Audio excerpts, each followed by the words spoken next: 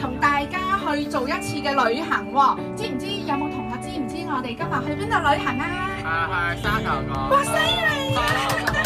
係啦，俾翻啲掌聲鼓勵同學先。冇錯，又係沙頭角。如果大家心水清嘅話呢，舊年同一段時間呢，其實我哋都去沙頭角參觀嘅。想睇翻當時嘅情況 ，click 下邊條 link 度睇翻啦。咁我哋今日第一站咧，同上一次都係同一個地方，舊沙頭角消防局。嗱，呢個消防局咧，1962年咧已經正式起好噶啦，而家成為咗保安局沙頭角緊急事故監察及支援中心。嗱，逢星期六日對外開放嘅，咁我展示下沙頭角嗰啲歷史照片啊，啲小朋友可以着下消防員制服啊，咁啊打下卡咁樣。最重要有一個1:1複刻版手推消防車，點解而家咩都冇嘅？因為平日咯，我哋嚟嗰陣時。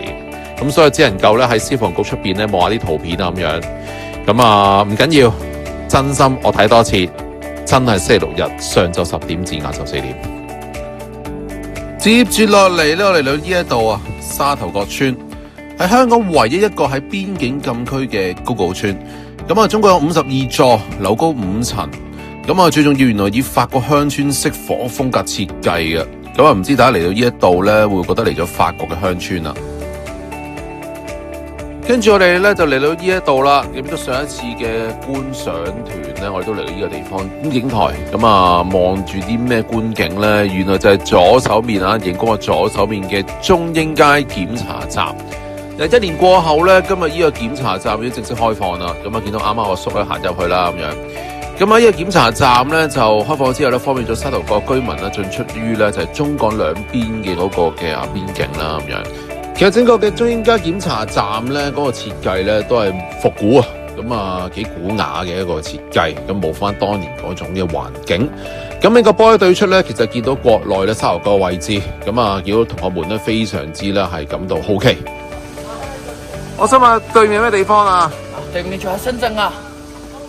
可唔可以入去我嚟㗎？啊，而家好似入唔到喎。因為我哋咪沙頭角居民。我唔係喎。係啦，唔該晒你。唔該晒靚仔解釋啊！咁啊嚟到呢一度街市街、新樓街嚟買餸啊！仲要行上邊有啲咩賣啊？原來呢一度咧並唔係街市，亦都唔係商店，呢一度係沙頭角故事館，展覽咗好多沙頭角好多唔同文物啊文獻，記錄住呢一個社區嘅故事同歷史。打落去啦，得唔得？得唔得？咁啊，好啦，但係咧打咗落去之後咧。咁啊，好多有啲咧就淨係得個殼啦，有啲咧就有個粒啦，咁啊撈亂點乜嘢啊？喂，咩事啊？爸爸，你食咗飯未啊？唔緊要，係啦，點解？喂，啲咩嚟㗎？想問下。啊，你睇啲咩啊？睇緊人哋嘅留言簿。留言簿講啲咩？到此一遊啊！呢個咩名啊？華南屋啊。係啦。到此一遊啊！真係好似好開心咁喎。係好開心你啊！笑得幾開心。你都寫一個不如？我知冇筆喎。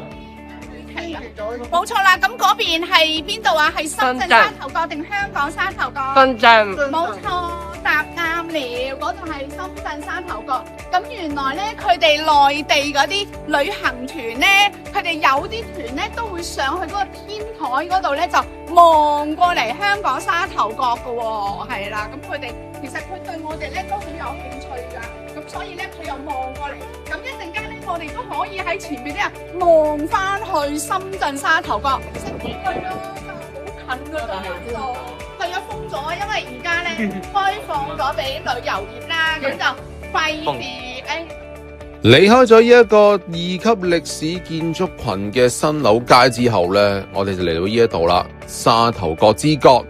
咁啊，呢一個係沙頭角最東面嘅地方啦。咁啊，當局都樹立咗一個舊式嘅路牌，同埋一個寫上日出沙頭月圓海角嘅石碑，成為咗沙頭角一個好重要嘅打卡位。行下行下，我哋嚟到呢一度啦，沙頭角碼頭。咁呢個好重要嘅特色就係原來全香港最長嘅碼頭嚟嘅。全長280米，咁啊，點解會起咁長嘅咧？咁因為始終沙頭角海邊一帶嘅水位比較淺啊，咁所以咧好多船隻都好難靠岸，所以當時興建呢個碼頭嘅時候咧，特登延伸到水深位置咧，避免船隻擱淺啊。當然嚟到咁特別嘅地方，要影翻張靚相先啦。